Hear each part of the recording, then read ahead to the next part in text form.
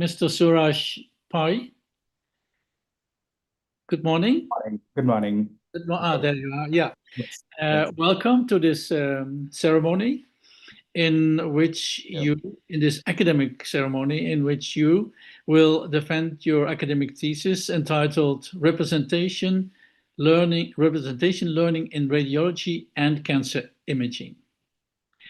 So before we go to the opposition and your defense, Mr. Suraj Pai, I would like to invite you to present your major findings in a short presentation of about 15 minutes. Please, floor is yours. Absolutely. I'd be honored to. I will just share my screen. Okay. I think the screen is visible now. Yeah. Welcome, everyone, dear Pro-Rector, members of the Corona, family and friends in the audience. I'd like to give a short presentation on the work I've done in the past 4 years of my PhD. So the title of the thesis is Representation Learning in Radiology and Cancer Imaging. And I have been privileged enough to conduct my research at Mass General Brigham, Harvard Medical School, and Maastricht University. Before I get into the work itself, I want to establish some context. I would say my work lies at the intersection of three different fields, which are cancer, radiology, and artificial intelligence. And I'd like to provide you some introduction to each of these fields. Yeah. So cancer is the second leading cause of death worldwide. And among different cancers, lung cancer is one of the deadliest. My work during my PhD has therefore focused on lung cancer as a majority. Within different cancer pathways, radiology is really important as it helps us see within the body and visualize what a tumor looks like. So for example, you can see the tumor here in green. And overall, this helps in screening, diagnosis, and treatment of lung cancer. And because CT scans are so important, they're getting increasingly popular, and more CT scans are being taken year on year. And you can see this with the rise in the global computed tomography market year on year. And what this generally means is more scans means more work for radiologists. And because of this, you can see that one of the leading contributors to radiologist burnout is just spending too many hours at work. And no guesses that this would be a cause for directly affecting patient care or the quality of patient care. So either we need to train more radiologists or we somehow need to simplify the work they do so that they don't have to spend as many hours at work. So it's a good thing that we have something that can potentially help us do this. I would say this is artificial intelligence. And I think just mentioning ChatGPT would give you an idea of what is possible with AI. And you can look back to your experiences with using something like ChatGPT and think of what intelligence means in that sense. So I want to say, how does AI in general learn how to do this, right? So very reductively put, AI learns how to be intelligent by looking at lots of data. So, for example, say looking at a lot of different images here of different animals. To dig a bit deeper into this example and put some context to the work I've done, I want to say, so say you look at this large set of images of different animals, and say that you take an image of a beautiful dog from this collection, and you pass this image through an AI model, and an AI model you can think of as several stacked sets of layers. So here you can see like a first layer, second layer, third layer, and so on. And within each layer, you would have in these circular parts things that resemble neurons in the human brain, but these are artificial neurons in that sense. So if you pass this image through the first layer, you can see that it focuses on things like edges, differences between the background and the foreground. As you pass it to the second layer, you see that it starts to compose and join things from different parts of the first layers, and then forms representations of things like the ear, the mouth, and so on. The third layer, you start to form a fuller picture saying that this is a dog or a cat. And then finally, from the third layer, you're able to say, okay, there's a 90% chance that this is a dog. So AI models in reality are way more complex, and I've obviously simplified them down here, but this can be a general notion that you can think of. As you might notice, as you go from like the first layer on to further layers, things start to get more and more abstract, right? And I said that like AI learns how to do this. So how does it learn? We kind of teach it. We say that along with this image of the dog, I will provide a category that it belongs to, saying that this is the category dog. And then I will provide other categories that it doesn't belong to, saying that it doesn't belong to the category cat. And learning these relationships, the AI model can learn how to get these representations at different layers. The question is, what if you didn't have these categories, right? So this is the case for most of the real world data. So you might not have the exact categories that you're looking for. So if you say you look at a cancer, you don't have a category very easily of what this cancer might become, or it's pretty costly to establish this categorical mappings. So in such a scenario, could we still learn these abstract representations that you have in the second layer? So it turns out there is a very clever way to do this, and this is done by kind of exploiting the information within the image itself. So say you take two different images. For simplicity, I've taken again an image of the dog, but this could be any image really. And here I've taken an image of the cat. So you take these two images and you break them down into different pieces, right? So you see that there's three pieces from this original image of the dog and three pieces from this image of the cat. And what you then do is you teach the AI to understand that pieces that come from the same original image. So for example, this piece and this piece, they're similar, or the AI model has to learn that they're similar. And then this piece and the piece coming from a cat, you have to learn that they're different. So this is one of the simplest ideas in representation learning, but I think it helps you understand how you can try to learn these representations without categories.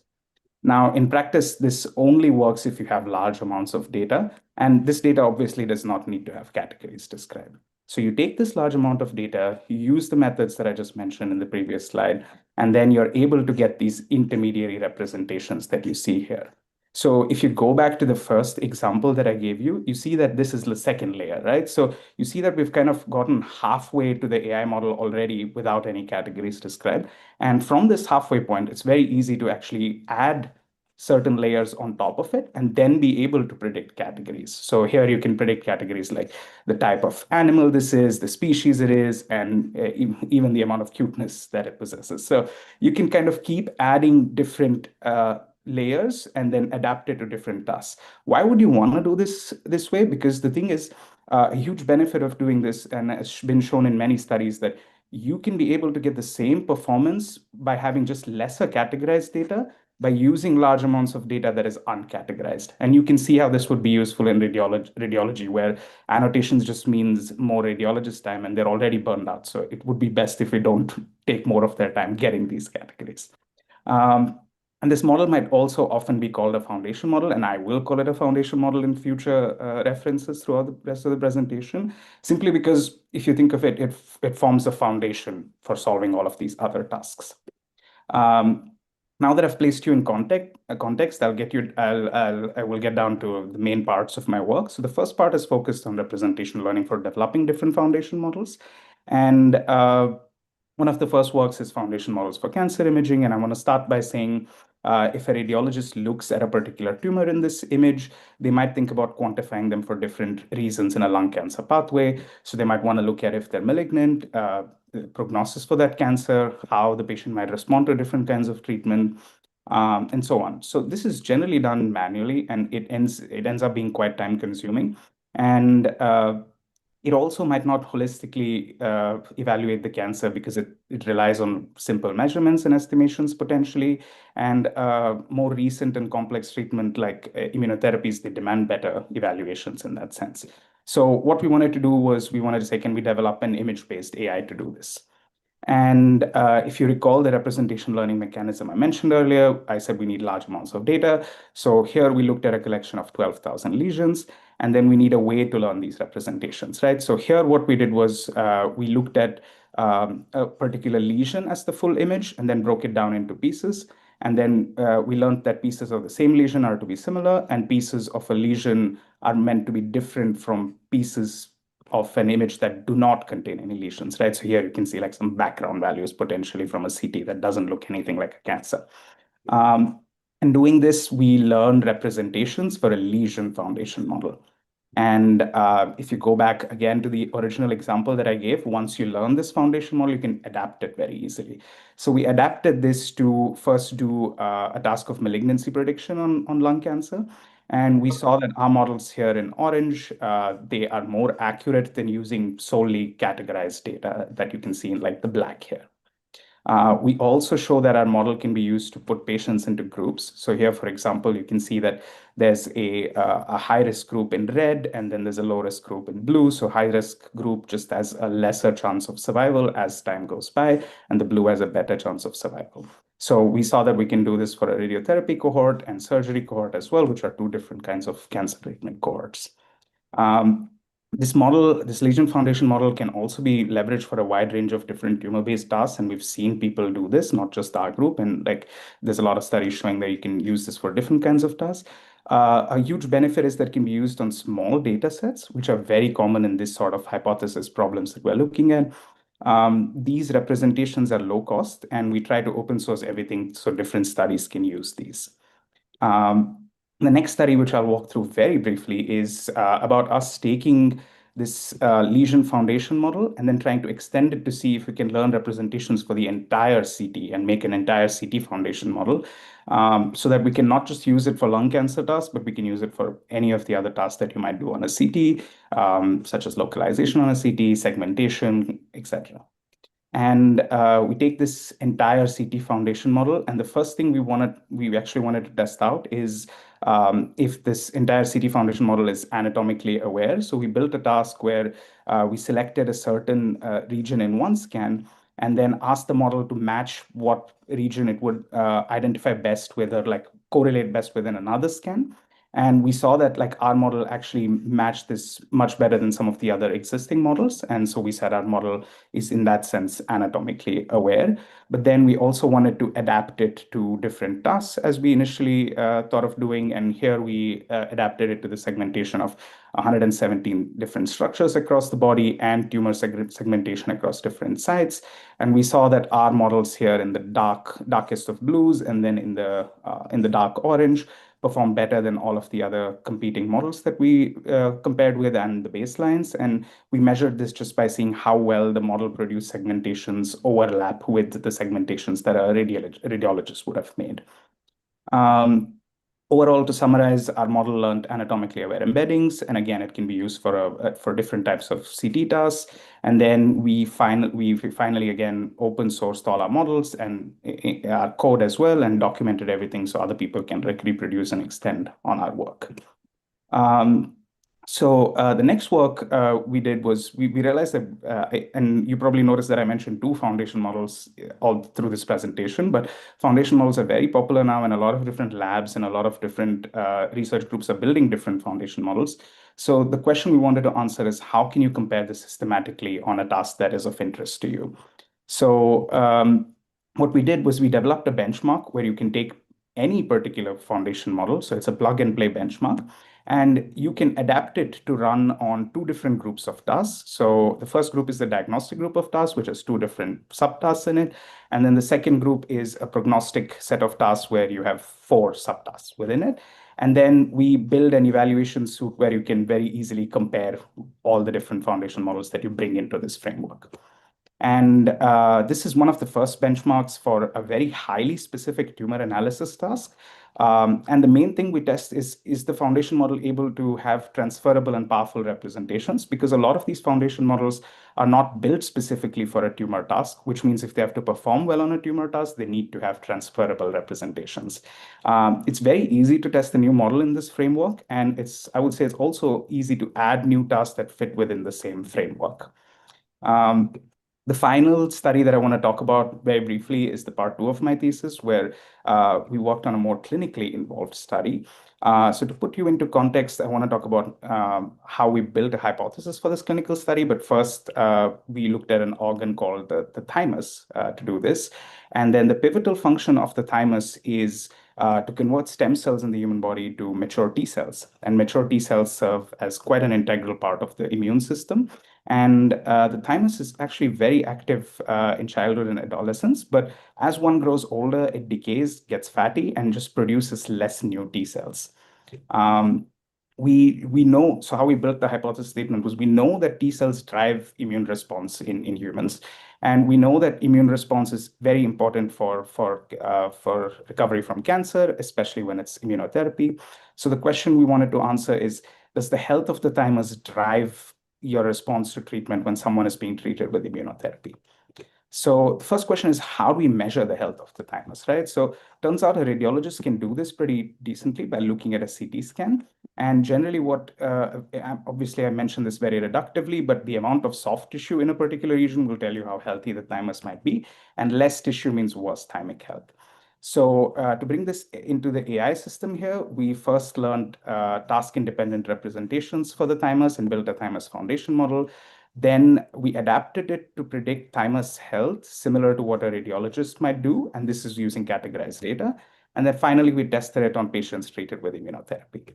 And we saw here that people with high and average thymic health, as we measured, they just had better survival over time, and people with low thymic health had worse survival over time.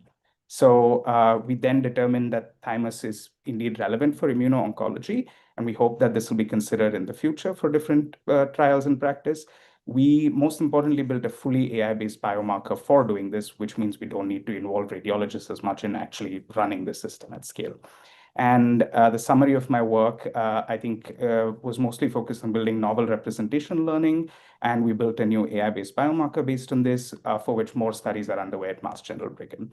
And with this, I want to thank everyone for being here, my supervisory team especially, my colleagues and collaborators, and family and friends. Thank you for the opportunity to let me present my work. Thank you for this clear overview, nicely illustrated. Your supervisors, Professor Arts and Dr. Mack, have selected a team of experts that have assessed the quality of your thesis, which was positive. That's why you're now allowed to defend your thesis, because questions remain, of course, and we would like to see whether you can defend your work in an academic fashion. And that is why the opposition is now opened by Professor Dekker. He's a professor of clinical data science at the Maastricht University. Professor Dekker. Dear candidates, let me first of all congratulate you on what is a very impressive and interesting thesis, and very nicely done as well. Let me also congratulate your supervisory team on this effort, and I'm sure your colleagues and friends, including those in Karnataka and the wider India. I wanted to ask you first about something you said on page 200 of your thesis, which is the discussion, which is where you say that despite their strength, right, existing AI systems still suffer from unreliable failure modes, particularly in complex medical contexts, right? And I want to talk to you a little bit about this complex medical context, because you present a very easy context, I feel, which is imaging. And I know you're moving into the radiation oncology field, which is more complex than just imaging. So my first question to you is, okay, given your work on foundation models that you've done now, what are you going to do to handle some of that complexity and move beyond images? Highly esteemed opponent, thank you very much for the compliments and the question. Yeah, I think we are mostly focused on looking at imaging, but in reality, cancer is inherently multimodal in nature, right? Because we're looking at imaging, we are looking at potentially so many other modalities of information at different levels, looking at the genomic level, or going all the way into biology, looking at like phenotypical representations in radiology is what we're focusing on, but it operates in so many different levels. And I think we are focused on imaging here in a sense, or with the hope that this integrates into a multimodal fashion in the future. And I think the way I see it in the general field of AI is everything is in a representation first sense right now, that what's happening if you look at multimodal analysis in systems, for example, in ChatGPT or in any of these VLM type systems, is that you are looking at aligning different representation spaces, and in this joint embedding space, trying to figure out how can this unified space contribute to a certain outcome or to being able to map to a certain thing in the future eventually.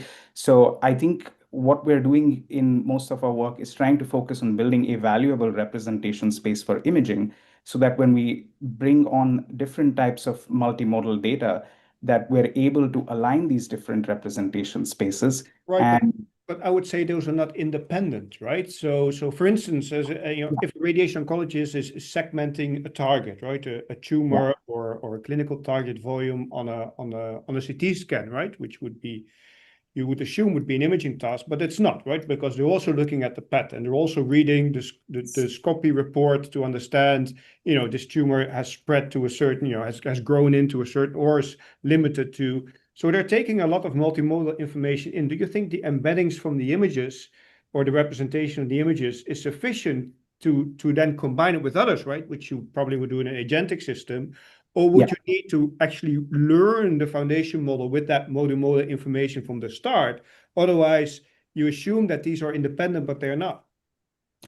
Yeah, I think that's very true. But I think in practice, it's still, I think we need to learn these different modalities independently first and then combine them jointly.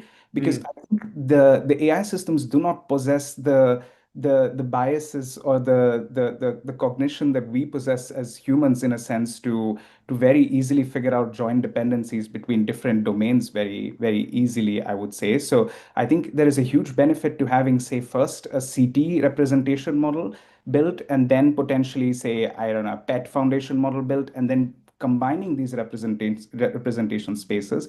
And this is, for example, even now you might have a lot of other clinical modalities that come in. So there's the PET, there's the CT, but you also have a lot of things that you can get from like consult notes that the doctors might write throughout radiology care. What previous treatments might have happened before something comes into radiation oncology? Is there an effect from any previous surgical intervention that has come? Is there any from a certain medication that the patient is taking? So all of these different facets, I think we as humans and radiologists by extension piece together very well just because they've been trained to do this over time. Like they've been looking at natural world images over so long. But you mentioned also in that discussion that you want to go to a more agentic system, right? So is your vision then? I mean, many people would say, well, there's the radiologist agent, the radiation oncology agent, the medical agent. I think what I'm hearing you saying, you will have a more an imaging agent, a consultation agent, a PET agent, a CT agent, a PET agent, and those have to work together agentically to get to an answer. Or are you really saying combining the representation itself? I would say there do need to be different agents, but I think of it in a sense of like a PET agent, a CT agent separately. Right. Would be a unified model for a certain category of interpretation. But I think we still need to have different agents to represent breakdown of like potential tasks in the real world. So there will be something like a medical oncologist agent, a surgical, like thoracic agent. There will be someone who's also a radiation oncologist agent, and so on, right? A pathologist agent. But I think the demarcation in terms of interpretation of certain modalities, I see that being joint, but the function that they're performing, that being separate in terms of like the agent, if that makes sense. Yeah, no, that does make sense. Okay. Let me continue by asking a little bit more about the challenges then with foundation models, right? One of them, especially I guess it happens in images as well, especially images of the head, but also in language models, which is memorization, right, of the underlying data. Now, I was kind of fascinated. Maybe you saw it, maybe you didn't. That I think in September, Google presented something like Volt Gamma, which introduces differential privacy in foundation models. And they show that they can learn a relatively small model of 1 billion parameters on the differential privacy, which is kind of a formal guarantee privacy. So do you think that approach, we should apply that also to vision foundation models? Do you think that's overkill? Or what's your thinking about how do we make these things more privacy preserving? Yeah, I highly esteemed Rupana. I think that's a very good question in terms of keeping them privacy preserving. And I think there have been some preliminary studies showing that you could potentially, recreate information from a lot of these large models, especially, when you look at these extremely huge models and you have these neurons that are very like polysemantic, and then you do these SAE type of approaches, and then you can extract different things that are hidden within this.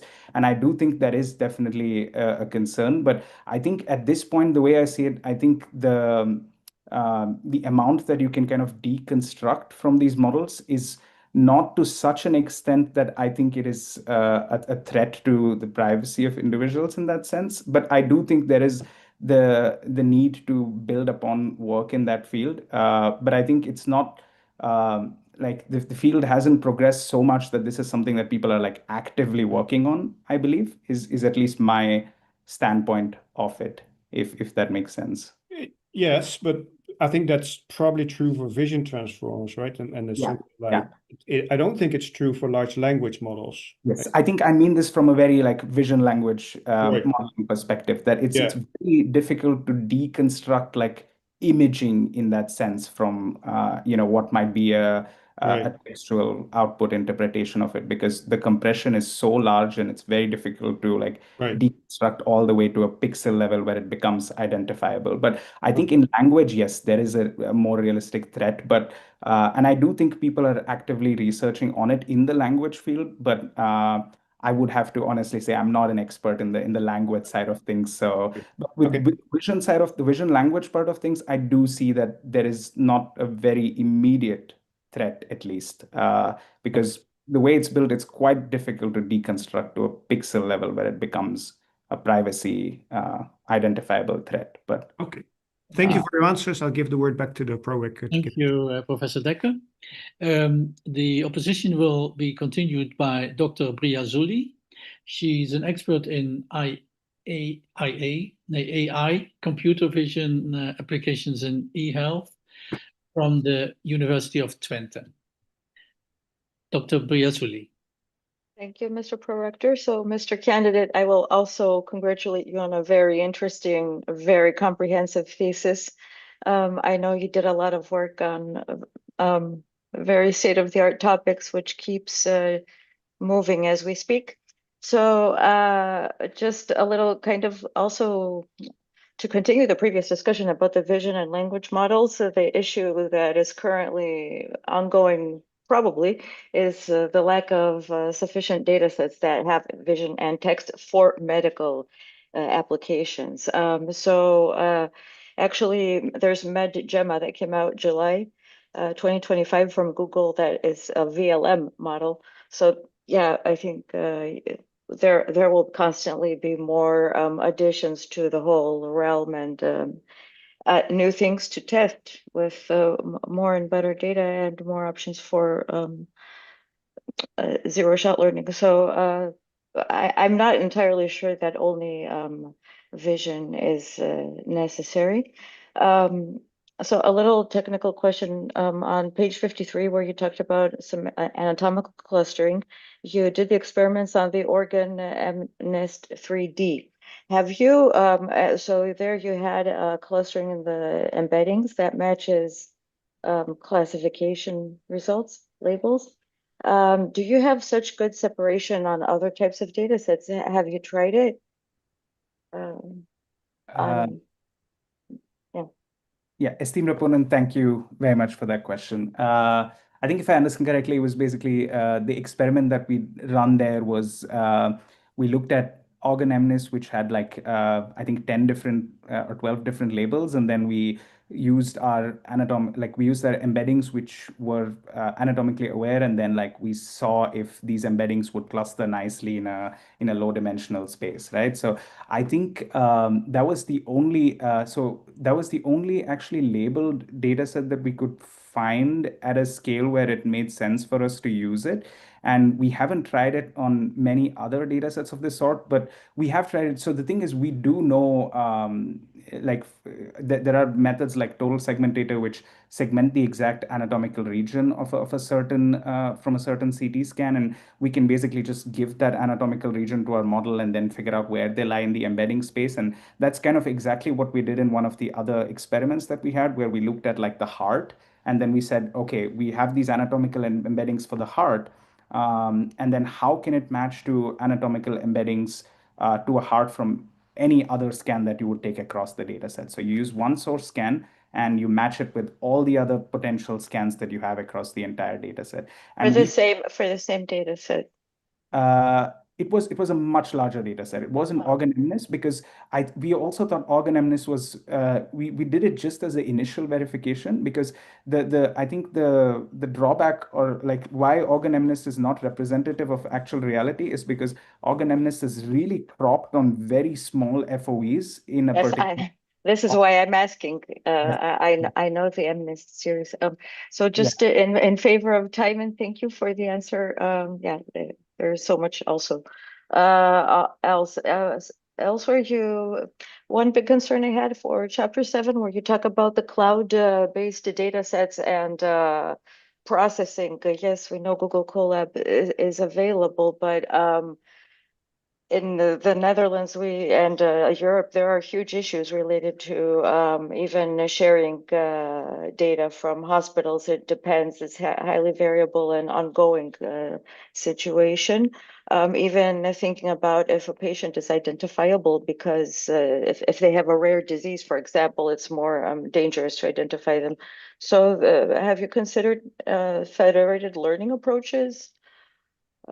Is one, yeah. Yeah, esteemed opponent, thank you for the question.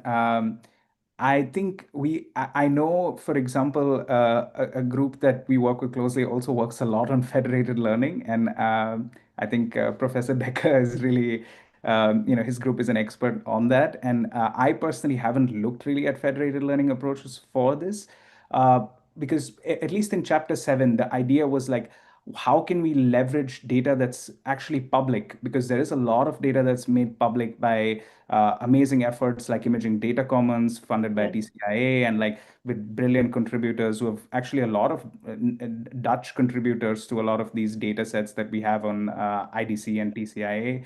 So the goal was there to see how we can use this data. And a lot of models usually do very closed evaluations in a sense that I think this is definitely changing now over time. But previously, we saw that there were a lot more closed evaluations on private data sets.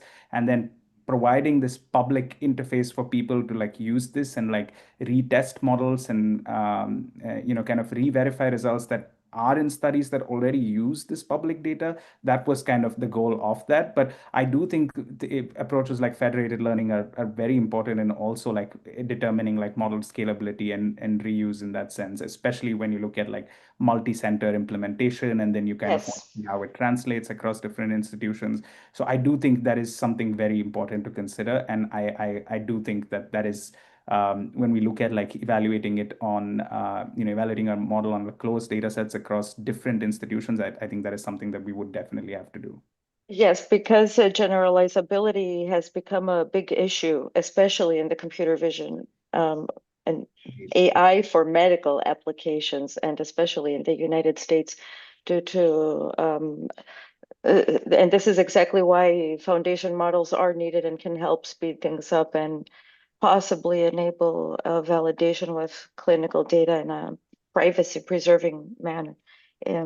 It can be built. It might be a bit complicated at first to set up. So also one last thing for pre-training, you did find an intuitively guided subset of the space. This is somewhere in the start of the thesis.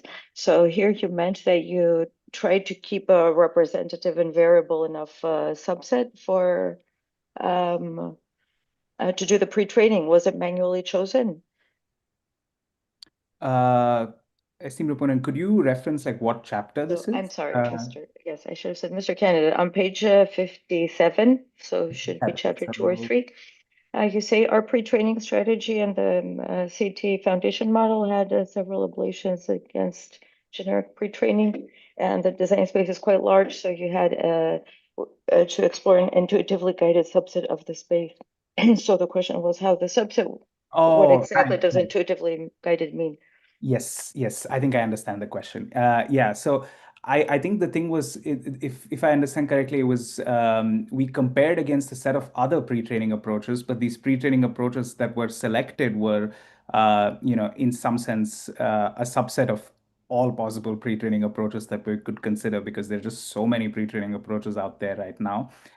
So the intuitively guided part meant we picked approaches that were, so the whole idea was we tried to build an approach that was as close as possible to the domain that we were using, and that felt like that would represent an objective that was sensible in that domain. So the approaches that we compared were ones that lied closest to those in that sense of like, so we had a modified version of SimClear, which was very popular when we actually started out with the study. So an easy way to compare or to pick a candidate to compare was the actual default SimClear. But then we also considered different variations of SimClear. So there was a nearest neighbor contrastive learned representations framework, which we thought was quite similar. And then like very similar frameworks to SimClear, or frameworks that were like further generalizations of SimClear, but would reduce to SimClear in a certain sense when you have a certain set of like negatives and so on. So we use that as a test bed to like select different criteria. And then I think at the point of like when we finished our work, there were also other approaches that were like vision transformer based, but we decided not to choose them to compare because those were like much further away from like the way we determined. But since then, for other studies, we have also looked at comparing like vision transformer approaches, and we do not see like, at least in the certain use cases that we're looking at, there is like, we don't see any superiority to using these vision transformer approaches, because we do not have like, I think it really makes sense if you use a lot of data, but that's not something, even within the domains we use, the data we have is quite large, but it's relatively small compared to what is used in the general domain to train things like vision transformers successfully. So that was what I meant by intuitively guided subset in a sense. So. Okay, thank you, Mr. Candidate. Mr. Prorector, is there more time, or are we No, I'm finished? sorry, I have to continue. Thank you. But thank you, Dr. Briazuli. So the opposition will be continued by Professor De Ruijser. He's expert in radiation oncology, in particular respiratory oncology. Professor De Ruijser. Thank you very much, Mr. Prorector, and thank you very much, Mr. Candidate, for this excellent thesis. I want to congratulate you, of course, and your whole team and your family, because a PhD is also a burden for the family most of the time. But of course, I'm here to ask you some questions, and it will not surprise you that I have some questions about Chapter 6, about the thymic health. And when I look at the cutoff values, I mean, you discriminate in thymic health and the outcome, for instance, on figure 5 on page 139. And what you see there is you have, of course, a very good separation between the PFS and OS curves. But it strikes me that it differs according to the type of cancer. So basically, it can be different from non-small cell lung cancer and to other cancers. So my question is, what is your explanation for that? And related to that is, how could you then bring this further to clinical practice if this is not one thymic health score, if I interpret this well at least?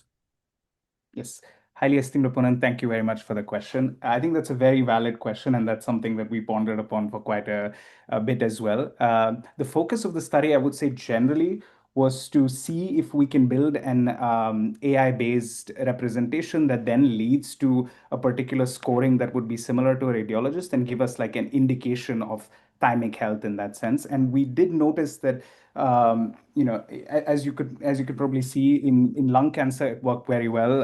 In melanoma, it worked very well. And like we saw that there was a strong correlation between cancers that respond well to immunotherapy and how well this thymic health score worked in that sense. But I do think that there needs to be a lot of follow-up work on figuring out the exact thresholds that we need to use for determining how a best stratification split could be obtained based on different types of like cancers that we're looking at. And I think a huge part of it is there is such a depth and complexity to cancer biology across different presentations and different anatomical sites. And I think we probably have to focus a lot on getting independent trials in these specific cancer subtypes and then, cancer types, and then figuring out at what thresholds that we need to use thymic health for to make sure that this is a generalizable and reproducible score across that particular cancer type. So I think we do need to focus on running longer studies and independent studies on specific cancer types to make sure that this, this can be a general pan-cancer cohort that can be established successfully across repeat trials. And why would you stick to thresholds? I mean, many people do that. We sometimes do this also. Whereas in reality, I may assume that it's a more continuous variable. I mean, you will have a thymic health score, and it will be, say, from 0 to 1 or something, and you can combine this with other things, but there will be probably not a single threshold because it's more continuous. Certainly, if you combine this with other parameters which may be important for PFS as well. So basically, why would you stick to thresholds and to 3 groups like poor and bad prognosis, whereas in reality, what you want to have is actually a kind of percentage or something, but something what is more discriminative than just 3 scores or 3 groups or something.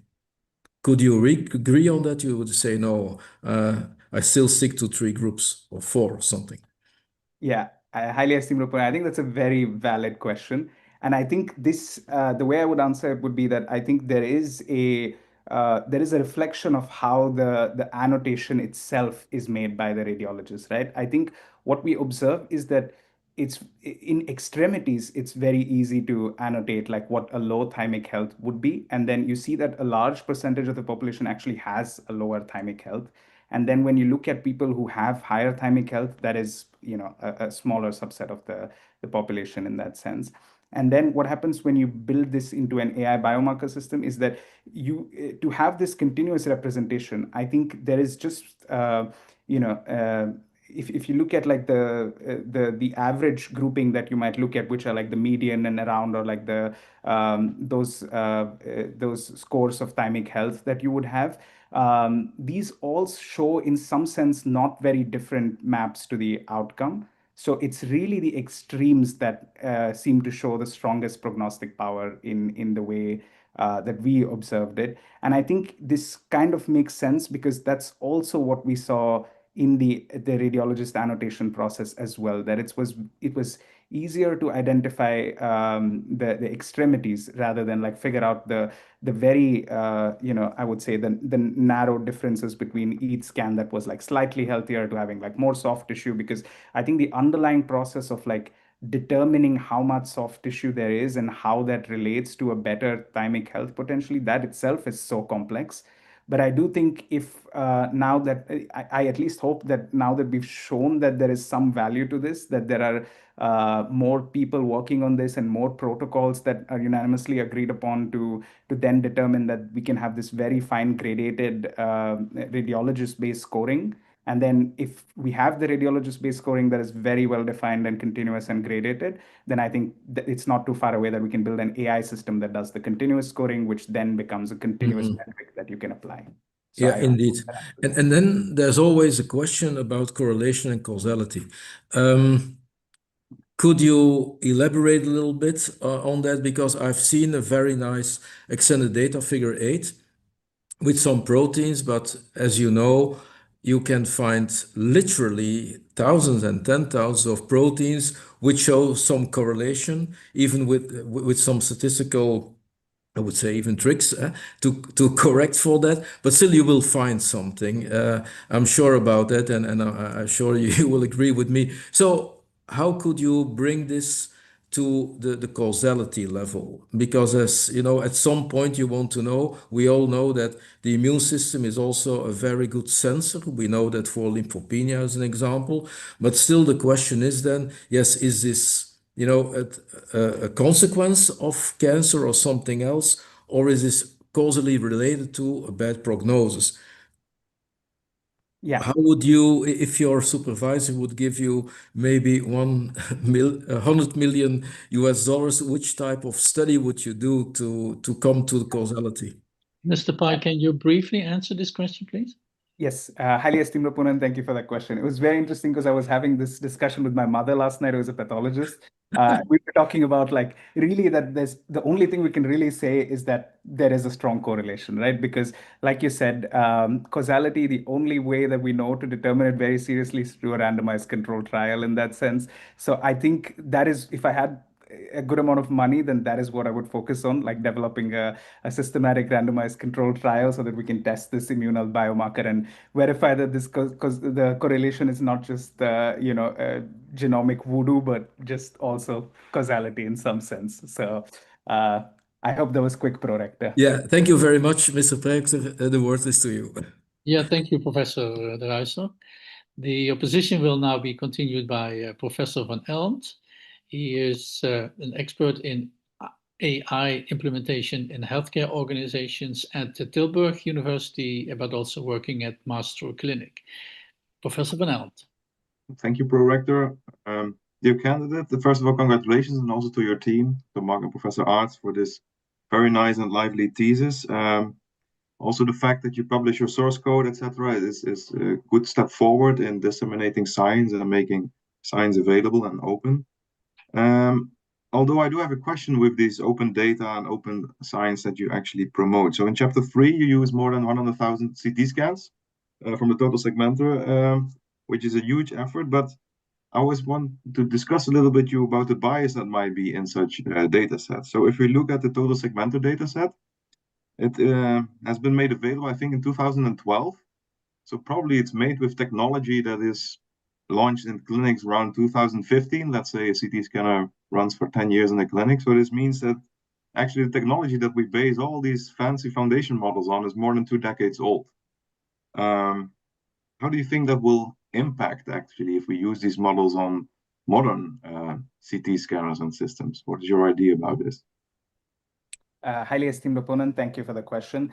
I think this will be a battle that we always have, that like we can never catch up with technology in like 2 different ways. So we have the AI part of the technology, and then we have like the scanner part or the implementation part of the technology. And like I think each will keep improving, and we will need to keep updating either in that sense, right? So I think there is a huge field now that is emerging of being able to continuously learn these models. And I think that is a very meaningful way to look at this sort of problem, where if you have a huge foundation model that's pre-trained on a large amount of data, even if it is data that is outdated, I think there are very reasonable ways to adapt this foundation model very reasonably to new data that you might have. Just by tuning a small subset of it so that like it can figure out that, so if you think of what the foundation model representations might capture, I do think there is a potential bias to this model being trained on scanners that are older, so CT scans being less resolution. But I think the representation space is so high dimensionally that captures many more attributes than just that. It captures like, what the underlying potential disease could be, anatomical insights, and so many other things. But now say you have you have data from a new scanner, then you only need to adapt a subset of these dimensions in the foundation model, which are like the scanner relevant dimensions, and which are the dimensions of like differences in acquisition and whatnot based on those technologies. Yeah, so, but if you want to move the field forward, and these new things like photon counting, etc., these are hypothesized just as much as AI is to bring the next step forward. So how do we win this rat race then with the AI models? Yeah, I do think there is like I think adaptation is really what I think is like the name of the game kind of here, because if you look at like even so there's so many differences, and I discuss this constantly with a lot of clinicians in our lab. Like even there's adaptations that need to be made for like segmentation in terms of like the specific clinician style, institutional protocols, and even like technology protocols, as you mentioned. So I think adaptable models are really what need to be focused on, in a sense that like you have models that are like that operate at a general level, but you can like in a few short way adapt them to a certain style of like imaging, adapt them to a certain style of annotation, adapt them to a certain style of institutional protocol. And if you have more than a few short, then you still do like a sort of fine tuning, but this is fine tuning that only adapts a subset of the foundation model, not the entire foundation model. So I think there are already a lot of approaches that that work in this field. And like, for example, there are like very good fine tunes of like VLMs like Gemma that are like focused on like one specific task that you might want to do. But these are not yet focused on things that you rightfully mention as like new technology potentially, because I think we just have like, I think there needs to be more funding and research in the medical space for people to like catch up and stay with these advances as much, because one of the huge challenges we see is also that we don't see a lot of academic labs have access to the resources that like the big companies have to adapt these foundation models. So we are not focusing on the things that we need to adapt it for in that sense. The other bias that might be in your research somehow is the population bias. And so you use data from highly curated data sets. We also developed a few of them. That's on top, that's different than the real world data. We know this, that they're different captures, but also in the landscape of global health, as you mentioned in the introduction, how these are mainly US, Europe based data sets, if I agree. So how do we get these Indian population and the Pacific population, the China population? Is that the same philosophy as you just mentioned?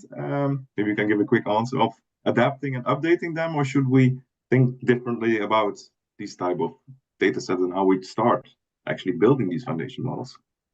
I think we have to think very differently, because I think there's not just a problem statement of science, but also of like the resource allocation that you have to think of when you think about like how much can you adapt these models in a low resource setting potentially, right? Where for sure academic labs in India have much less access to resources than academic labs in the US or EU, for instance. So I think a huge part of that is really focusing on being able to adapt these foundation models in a very low resource setting.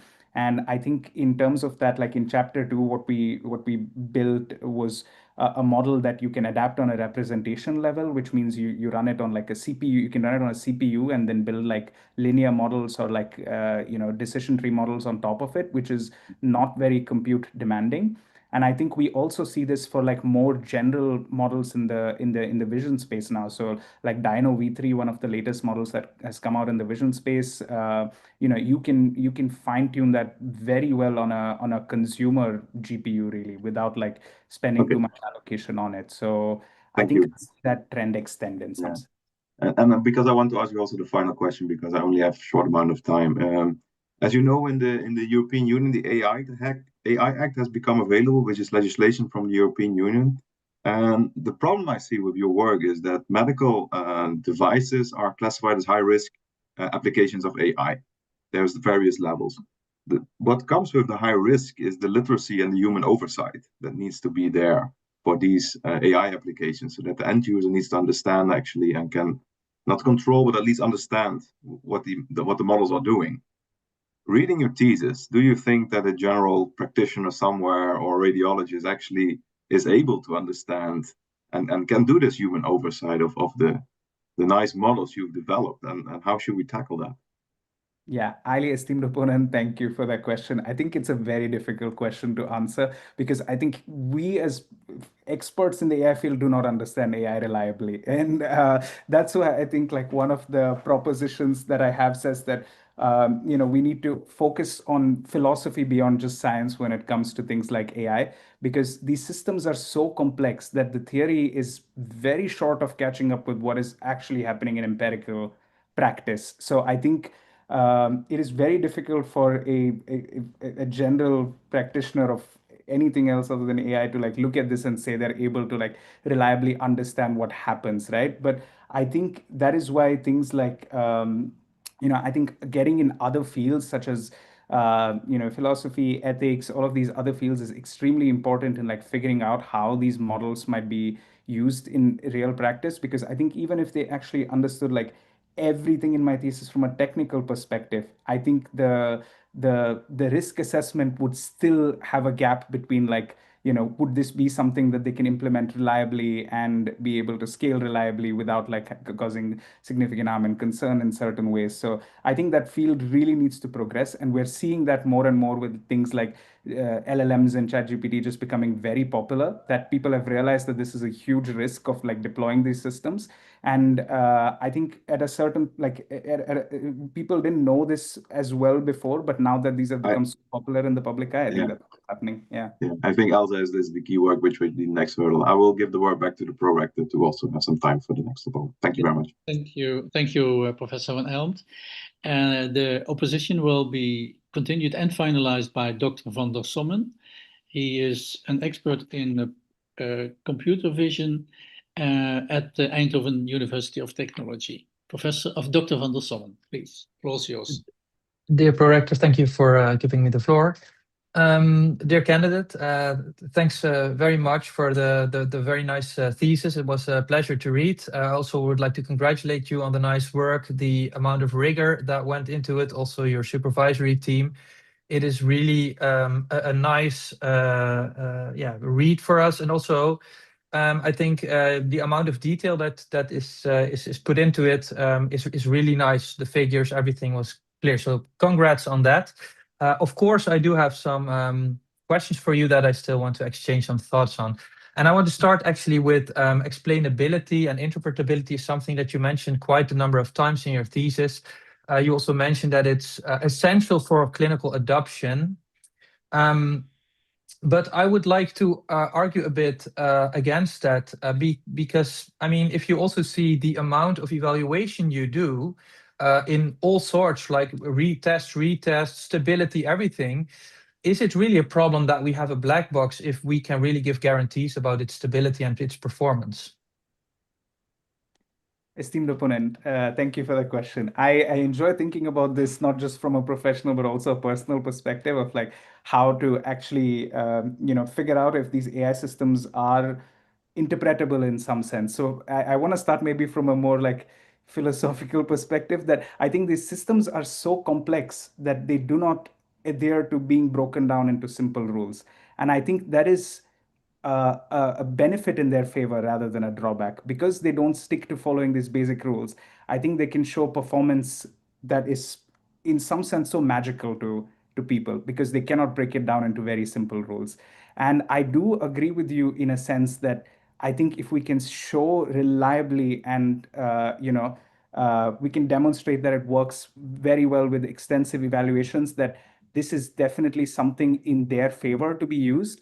But I'm also always concerned about like what happens when, and this is something, even if you look at like LLM, ChatGPT type systems, that you can evaluate it on n number of cases, and then there can always be a n+1th case that it doesn't work on, and you're always. But that's so to I have only limited time, so I want to keep it really to the point. So in control theory, for example, I can give guarantees for minus infinity to plus infinity and show the bounds in which the system will always operate, right? If I was able to give that, right, because the discussion we have a lot in our group is that if we train a foundation model, maybe it learns representations that are much more efficient than the ones that I have in my brain. And if I want to like train explainability, maybe it's just simulating explainability, right? Indeed, yeah. I think it is indeed simulating explainability, because so much of the things we do is very post hoc. And I think we need to do it as a way to show people that this is something that understands things that, that humans also agree upon looking at. But I do think there is such a depth to representations that is beyond what we do. But I do think more and more so that if you can have like reliable like model card metrics that show like between this sort of range that you can always say you estimate performance with a certain level of reliability, I think that is the way we also need to look at it. Because happy that you mentioned that, because it naturally bridges to my next question and the evaluation of foundation models, right? So basically chapters 3 and 5, they're a bit tying into that. I think that is really an accurate point, or a necessary point for future progress, because now we have foundation models. As you know, we work also on that, but the way of evaluating becomes more comprehensive and larger, right? And so how do we keep this scalable towards the future? Do we have 10, 20, 100 tasks with 100 metrics? How do we even compare foundation models in the future? Yeah, I think there definitely needs to be some sort of like unified, even protocol that serves at a level beyond just different labs making benchmarks. I think there needs to be things that come from a side of governance, that, you have an AI department like nationally, within a certain system of like university-wide, whatever. And then, you have coalitions that determine what useful benchmarks are and determine tasks that because these tasks don't very widely change, right? But you can always have an academic lab add a new benchmark and then show that their model works well on that benchmark and then build a better model and then new benchmark, new model. And this is what you keep seeing in this LLM field as well. So I think there needs to be something that comes from a point of governance to say that we have like these sort of benchmarks, and then for any new model to be taken seriously by a community. So even this could be from I know journals have no incentive to do this, but before you say you submit a paper to a journal and you say it's a foundation model for like CT, for example, you have to show results on a certain set of tasks. Otherwise, it's not going to be considered as a new foundation model, because otherwise we just risk populating the field with so many different things evaluated on so many different things, right? And I am also guilty of that because there is no like valuable baseline that's made by the field to do this. But I think Laura that asked, Thank you very much. You may briefly finish your answer. yeah, I think that would be all actually. I hope that is Okay. is okay as an answer. Yeah. Okay, thank you. Thank you also, Dr. van der Sommen. Mr. Pai, the degree committee the time appointed for defending your thesis has now passed. The degree committee will now withdraw to discuss the quality of your thesis and the quality of your defense, and I request that you and your company await the results of our deliberations and our return.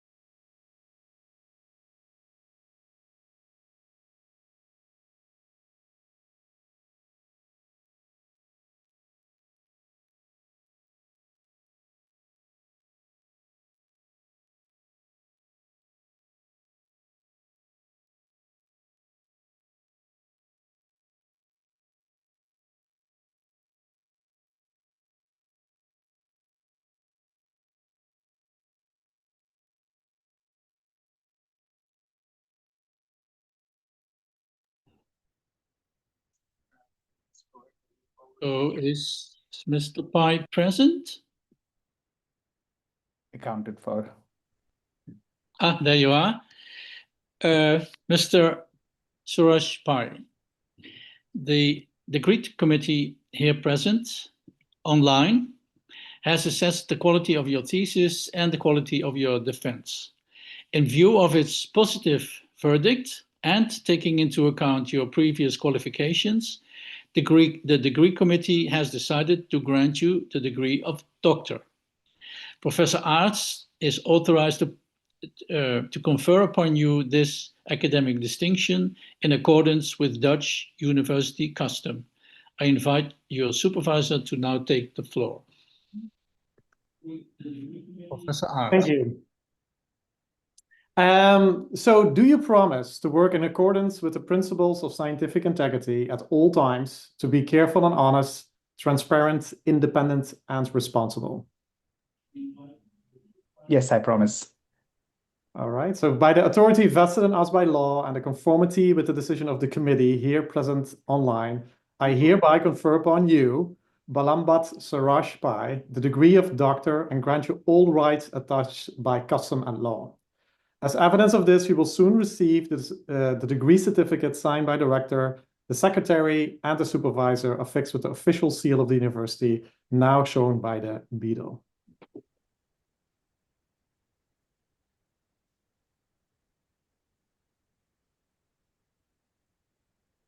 There you are. Great, thank you. So now I can, it's my time to talk about the Laudatio. So yeah, really an honor to be here today and to speak about Suraj. And, you know, I'm very honored to be the first to call you actually Dr. Pai. So right from the onset, you know, one thing is really clear, and that is that Suraj is not just a very hardworking scholar, he's also really a truly outstanding one. So, you know, his research and AI-driven imaging and representation learning has already achieved major milestones. And one example of this is one of his work, which was entitled Foundation Model for Cancer Imaging Biomarkers, which was published in Nature Machine Intelligence, and also discussed here today in his defense, which, you know, in a lot of people's view, really sets a new benchmark how deep learning models can be trained using self-supervised methods on, you know, large data sets, but also how they can really be used to develop clinically meaningful biomarkers. And it is really an important work because it moved the field, and, you know, some say the radiomics field, forward to a new phase. And some people even call it radiomics 3.0. And while it was only published in 2024, so very recently, it already has over 150 citations, which is really, truly amazing. So, you know, this kind of work really requires an enormous creativity and technical mastery, but also just being able to push stuff through. And all of these are character traits that Suraj possesses in abundance. So he works extremely hard and independently, is very creative, and knows exactly what is needed to make sure that all of his projects are successful. And when you really talk to him, it feels more like talking to a established senior investigator instead of a PhD student that he is. Yeah. So Suraj is also one of the most reflective and composed people you know. He's very steady, and you can also really tell this by his hobbies, which are many. So he's an avid reader of philosophy and philosophical fiction, which is, I think, more like an advanced hobby, not just a casual one. He also likes, for example, bird watching, which, if you think about it, is a beautiful metaphor of his research, you know, looking at fine-grained visual details of birds and being very patient and doing a lot of pattern recognition. And, you know, so really trying to capture the representation of birds. And this, of course, resembles closely his AI models that use representation learning to improve the medical field. He also likes to write poetry, sometimes using old typewriters, which he loves fixing up. Quite bohemian and, you know, deeply thoughtful. He also enjoys jazz concerts and likes to play musical instruments. So all of this really reveals a curious, inventive mind who values experience, creativity, and depth. So back to the scientific side, what impresses me the most is how he bridges various domains, right? Like he doesn't build models. He asks the bigger questions. What does it mean? Why is this important? And what does this mean for the clinic? And how do these models generalize? But most importantly, why are we doing this to help our patients?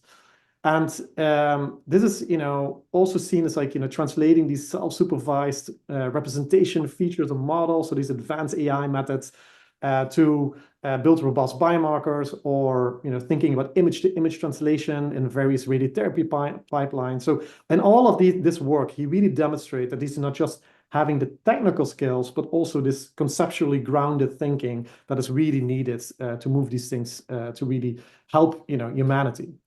So this is for all of these high-level achievements, and he really is a rock star. Suraj remains humble, generous, and human. He's always very calm and very clear in discussions, and when things get complicated, which very often, of course, happens, he's the one that always stays balanced and reflective, and asks the questions like, what does it really tell us, and what is the ethical dimension of this? But also what happens next. And these are qualities that don't just make him a great researcher, but also a great colleague, and I think a friend to many people in the lab. And so, Suraj, it has been a true privilege to watch you grow. You take on hard problems, you dig deep, you keep sight of purpose and meaning, and I'm very confident that whatever path you choose next, whether academic, industrial, or something else, you will continue to make a large impact, inspire the people around you. So, ladies and gentlemen, please join me in giving Suraj a warm and well-deserved round of applause.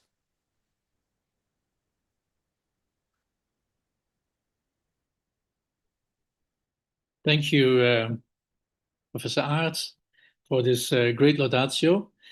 It is my honor, highly esteemed Dr. Pai, to congratulate you on behalf of the University of Maastricht and the Board of Deans. I think you have written a great thesis. But first of all, I would like to congratulate also your supervisory team, Professor Aerts and Dr. Mak. I would like to congratulate, of course, your family, friends, and also those that have collaborated with you on these very nice chapters in the thesis. And one of them, as I saw, has been published in a high-ranking international scientific journal, and I presume most of the chapters will finally appear in the international literature. I can say that from the deliberations that we had, there were only very positive comments. Your thesis is very strong, high level, novel. You published or you described first in the field work. And I think it's a very important work in the development of clinical diagnosis. But you not only describe your work in a technical way, you also position it, was mentioned in the deliberation, you also position it in society. You have very well defended your work, your studies, very knowledgeable, and you have very well answered the broad questions in a realistic way. On behalf of the university, again, I would like to congratulate you and wish you lots of success in your scientific career. What I would like to do now is actually give the opponents a chance to congratulate you.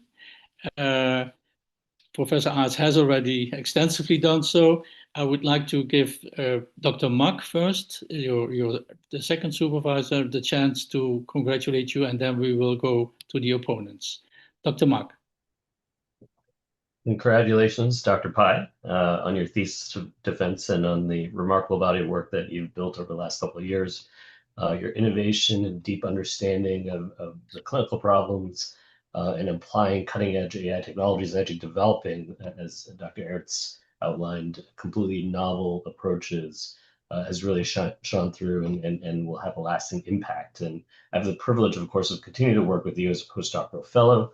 So I look forward to seeing how you apply all your talents to transform medicine and revolutionize cancer care with the advanced agentic AI technologies you're developing. So congratulations again. Thank you. Professor Dekker?